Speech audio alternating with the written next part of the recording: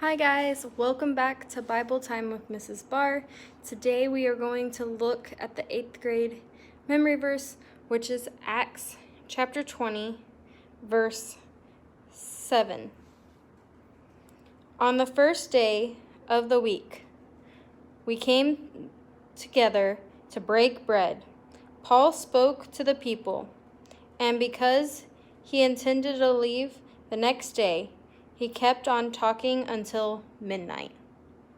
So this one probably isn't a very common memory verse, but I think it's still important to learn. It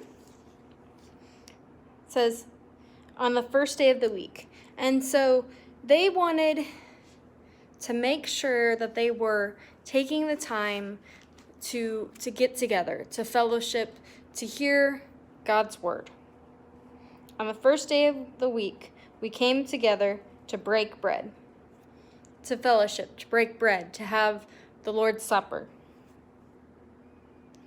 Paul spoke to the people. He was probably planning to speak to the people, but he also had plans to leave the next day. And normally, if we have plans to do something else the next day or whatever, we'll make our visit really short, or we won't. You might be thinking about other things or whatever. But because Paul was leaving the next day, or intending to leave the next day, he kept on talking until midnight. He kept talking. They kept being together and fellowshipping and learning about God, and they spent that time together intentionally because one of their group was leaving. And I think that sets a good example of, are we living intentionally? Are we focusing on God's word? Are we taking the time to take it in? No matter what our schedules look like or how busy we might think life is. So that's Acts chapter 20, verse 7. On the first day of the week, we came together to break bread.